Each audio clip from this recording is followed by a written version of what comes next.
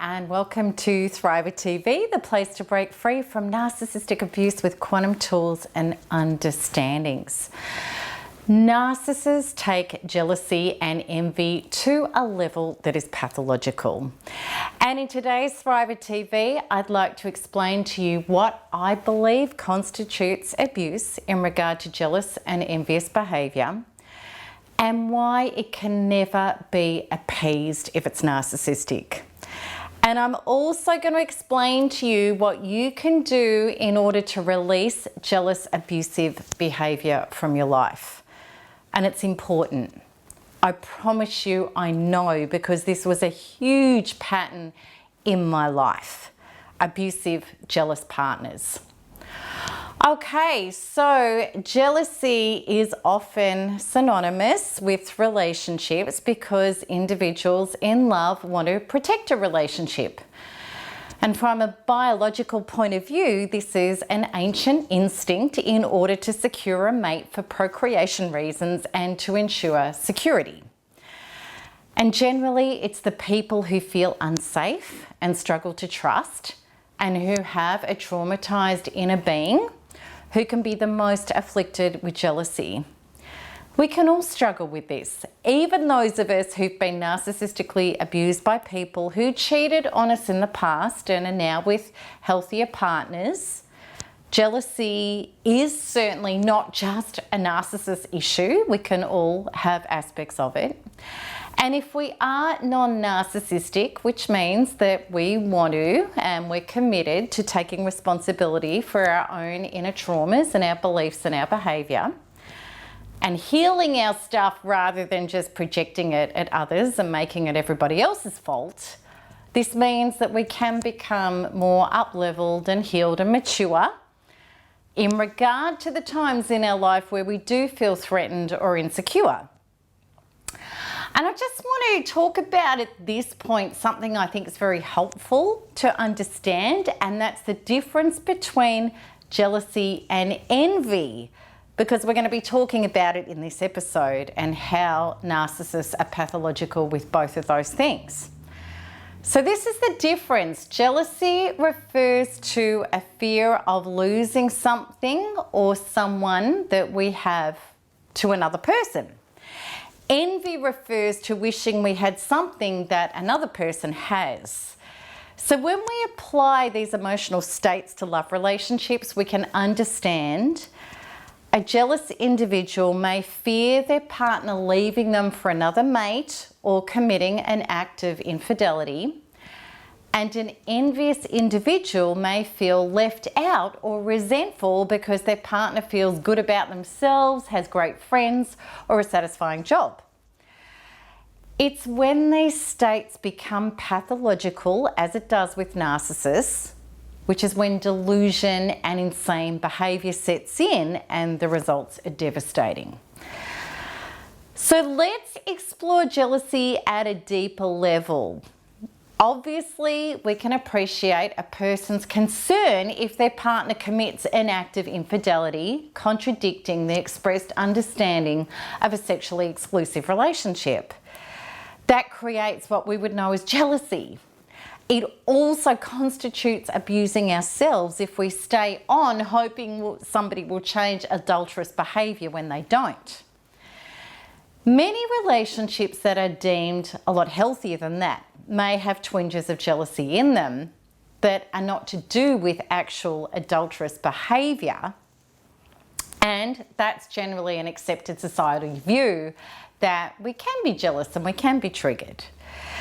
And that's true, but it's how we own our jealousy and seek resolution as to whether or not our relationship can grow stronger through insecure times or if it's going to fall apart. Also, it's essential to have the same values as the person that you wish to have an exclusive relationship with. So this means taking love partners on their word and the behaviour.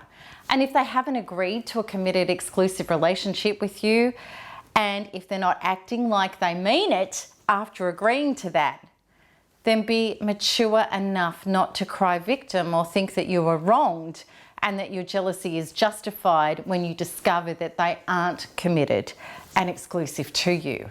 A lot of people can absolutely make that mistake, whether you assume or you apply magical thinking and you think that you have got an exclusive relationship when you haven't.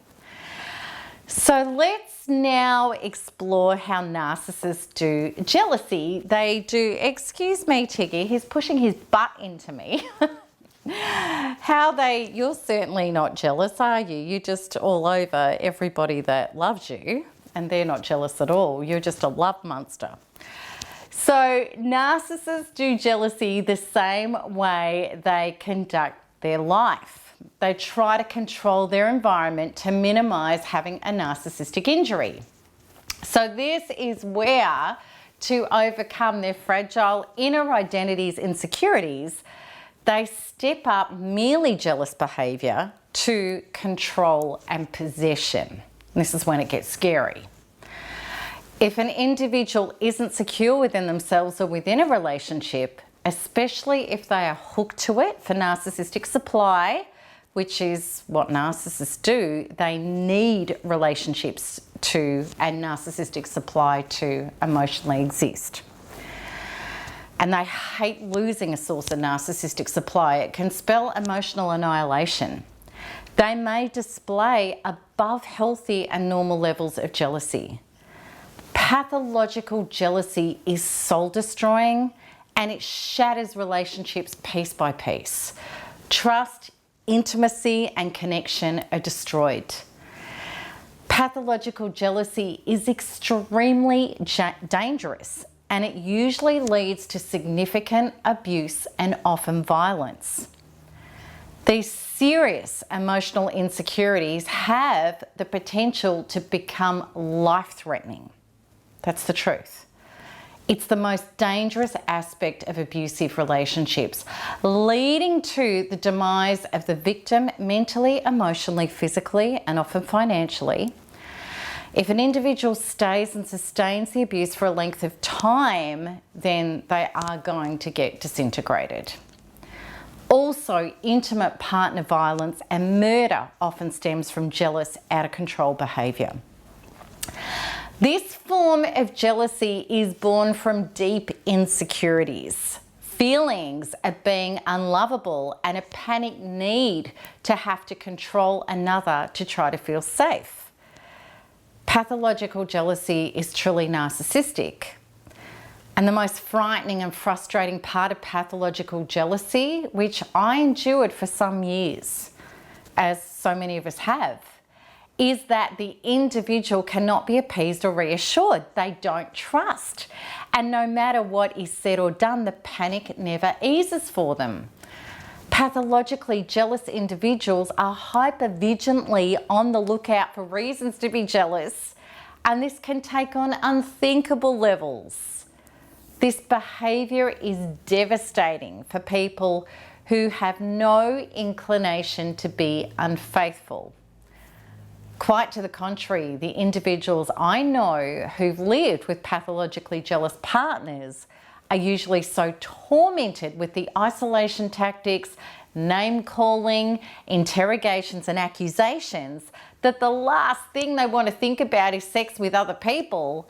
In fact, they wish members of the same sex as their partner didn't exist. So let's look at some signs of pathological jealousy. What are they? What is unhealthy?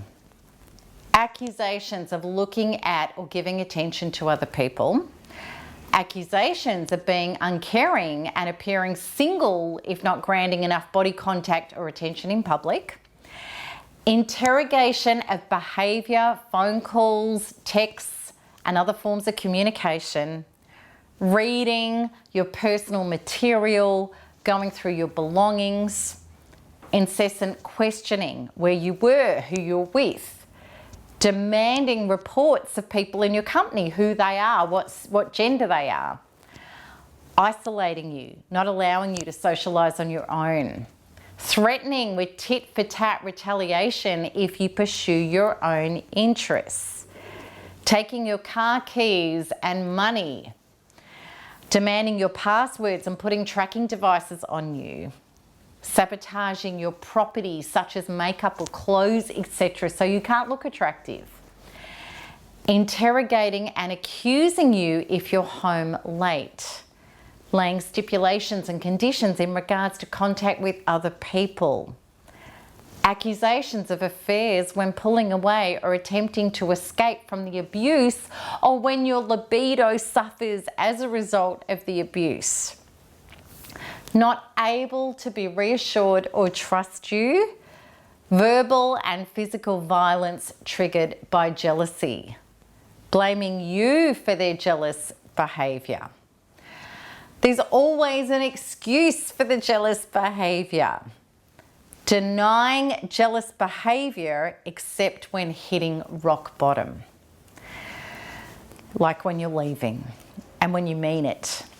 Gaslighting techniques trying to confuse your trust in self, trying to prove that there's a reason to be jealous. Narcissists often use pathological lying to try to control with their jealousy. And the gaslighting techniques that pathologically jealous individuals commonly use are ones such as declaring that you said another lover's name in your sleep, that you were seen somewhere flirting with somebody with provocative body language, that they've received information from an ex-associate revealing how adulterous you were in your past. So all of the above I received and many more, and I know of so many other people who have experienced all of this also. And when it happens, you seriously do start to second guess and question yourself. Pathological jealousy is serious. It's very, very serious. And as I said before, it can be life-threatening. So we need to understand what it is. All right, now let's check out normal levels of envy as opposed to narcissistic pathological envy. Wikipedia, which is such a good resource for our surface level meanings of things, it defines envy as this, and it's a good interpretation. An emotion that occurs when a person lacks another's superior quality, achievement or possession and either desires it or wishes that the other lacked it. Many people at times feel envious. And spiritually, the emotion of envy can be turned to gratitude when we know that the quantum truth of things is oneness. We're all connected to the one source and the one energy. So this gratitude is knowing that what I bless in another, I bless in myself. It's a beautiful practice when you go, oh my God, that is so amazing what they've achieved. And I love that they've had that success. We're blessing that in another, we're blessing it in self. However, that kind of consciousness in our society isn't commonplace. People don't understand it. And even then, if this painful emotion of envy, I wish I had that, is used as a stimulus to direct energy into self, it can still be productive. For example, if an individual centers their life on a partner and their partner has got identity satisfaction, they could feel empty and lost. And this is a great opportunity to realize the need to create their own interests and their own purpose and identity, and not to be reliant on a partner supplying them their own energy, attention constantly. Because codependents can often struggle to take charge of their life, placing way too much focus on another. If I just give somebody else everything what they want, well then they're going to provide me with a great life, which equals how to lose.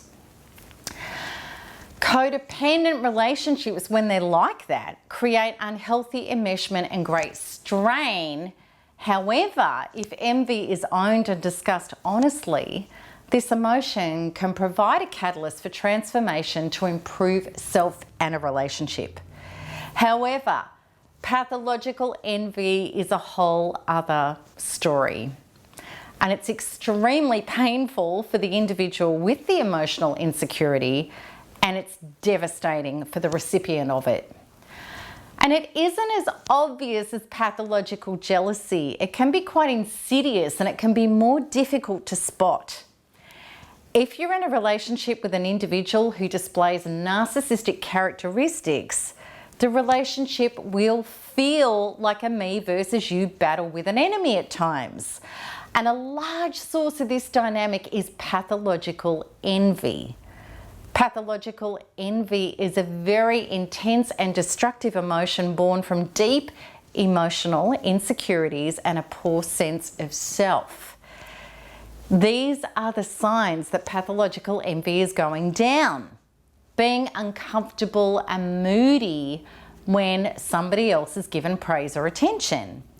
If not the center of attention, discrediting the experience or leaving the scene. Somebody who is pathologically envious towards you is going to discredit your ideas, interests, and friendships, and they'll be depressed if you're happy and energized and successful. They're going to be prescribing to you what is or isn't right in your life. They can have intense anger when not consulted about something in your life, and intense anger when not utilized for projects, yet depression and moodiness when inputting energy that may assist your life. Undermining your reputation, interests, work and relationships. Using gaslighting or abuse to undermine your self-esteem. Imagining and declaring that you're the person doing the undermining and discrediting to yourself and them. Telling you how selfish it is for you to pursue your interests and goals. And of course, leaving them out. That's what you're being selfish about. Or not giving them enough attention, or whatever they say you're meant to be giving them. The majority of highly destructive and tragic relationships have the poison of pathological jealousy and envy running through them. And if you're subject to this, you will experience many symptoms of abuse, such as anxiety, depression, a diminished self, panic attacks, nervous system disorders such as post-traumatic stress disorder, and so much more. If enmeshment and having your boundaries violated and being controlled and distrusted were your programs as a child, you could be very susceptible to a pathologically jealous and envious narcissist in your life. This stuff was huge for me. And it took me a long time to work out that it was abuse, what my rights were, and how to stand in my truth and heal enough to leave those patterns behind for good.